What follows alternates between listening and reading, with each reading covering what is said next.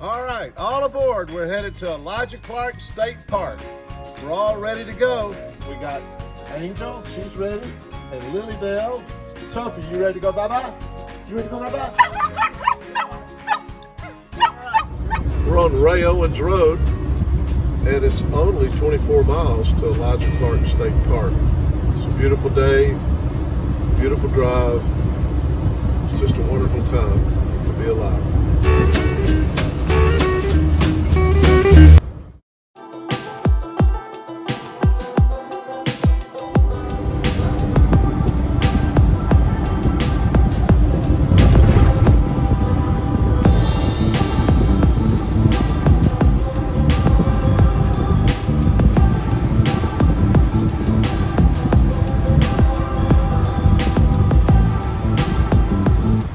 Tennessee Crossroads. There goes a boat to the lake.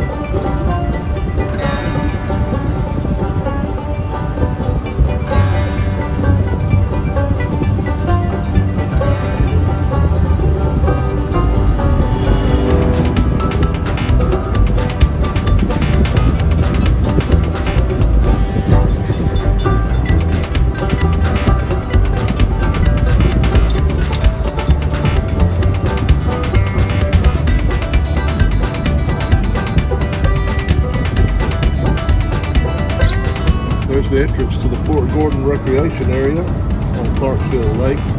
It's real nice what the government does for our soldiers. There's beautiful Parks Hill Lake.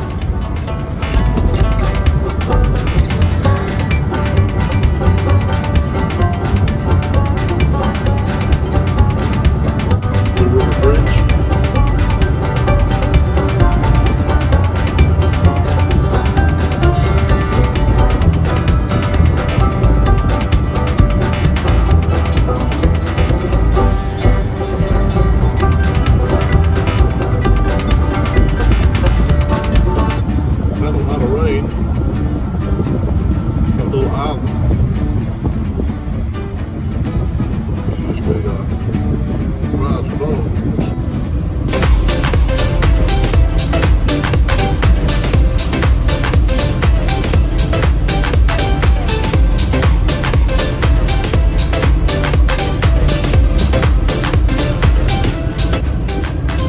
Just 2 miles away.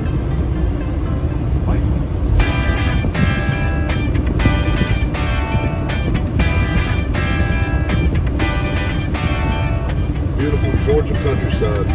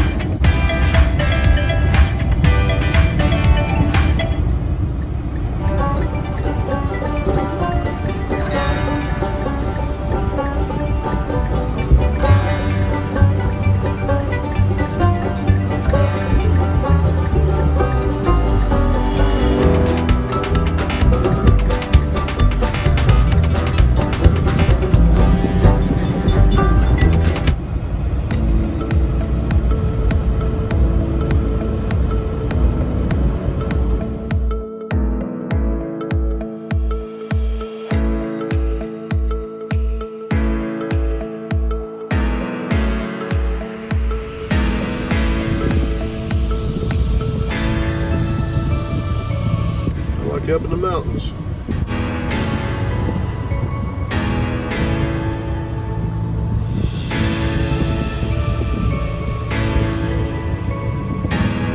historical marker of Dooley Springs records that Colonel John Dooley was murdered in his cabin across the road by a band of Tories.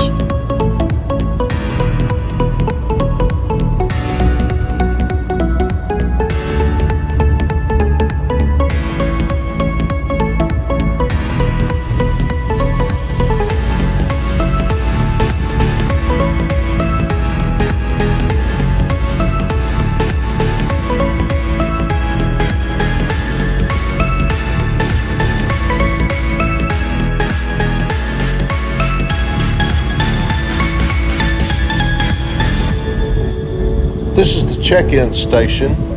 It was closed. It's also a store. It was closed due to the coronavirus.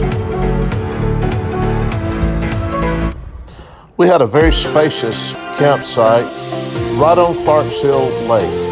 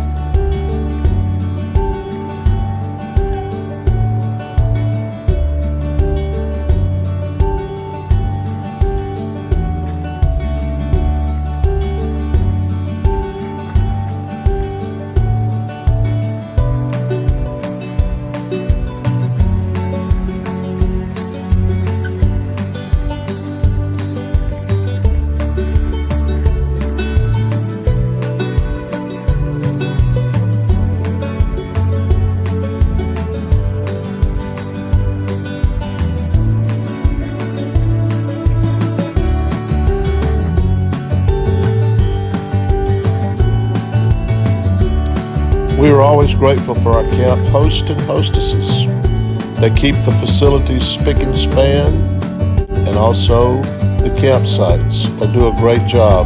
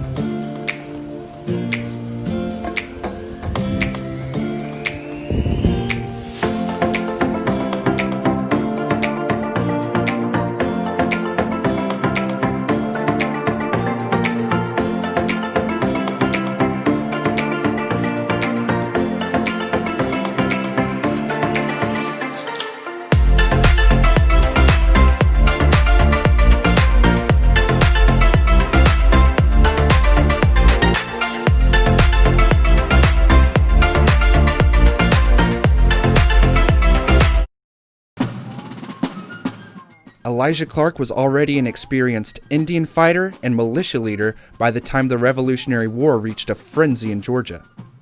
His home was located in Wilkes County, a vast frontier of 2 million acres.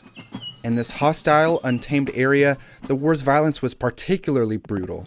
Lynchings, burning of homes, impromptu imprisonment, and politically motivated murders were common miseries.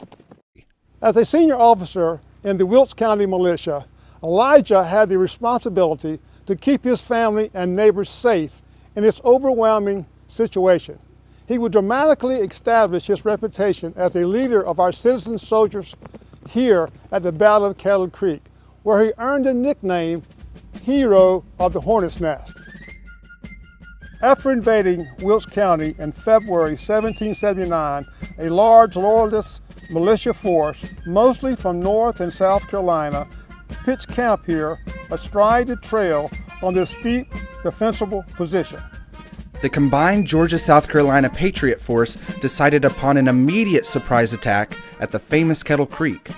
Elijah Clarke was the local citizen soldier leader, but he dutifully agreed to follow a more senior officer, Colonel Andrew Pickens of South Carolina, in an attack on the Loyalists. It had all the looks of a brewing civil war. Typically, Elijah led on horseback directly into the fight, described as a hornet's nest. By some accounts, his horse was shot from underneath him as he bolted across Kettle Creek. Yet, he continues to lead his men. This explains why throughout the war, he was wounded numerous times, including 2 saber wounds, ripping open his skull and piercing his shoulder in one battle. Yet, he continued to fight on. Using Kettle Creek, Clarke and his mounted frontiersmen sneaked around the Loyalists, with Lieutenant Colonel Clarke's force in the rear and other Patriot forces under the command of Colonel Pickens charging to their front. The Loyalist force was suddenly under intense pressure. The central hallway through the center of the cabin is called a dog trot. This is the workroom. Hannah, Elijah's wife, would have spent much time in a room like this one. We've dedicated this room to the textile production that was necessary in most homesteads in the late 1700s. His wife Hannah was quite a character herself. She was a well-to-do Virginia lady and faithfully followed Elijah into the frontier and maintained their home wherever they went. She fought off several Indian attacks and Tory attacks here at the home alone. In fact, she was here alone in 1779 when the Tories overtook the home and burned it. She successfully escaped with all 8 children and fled to Freeman's Fort, where she quietly waited on Elijah to return. You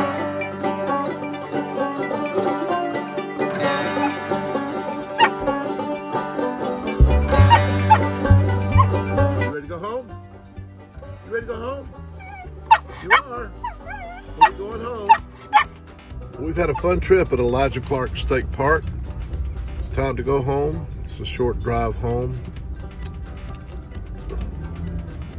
We're looking forward already to our next camping trip. We don't know where it'll be, but stay tuned.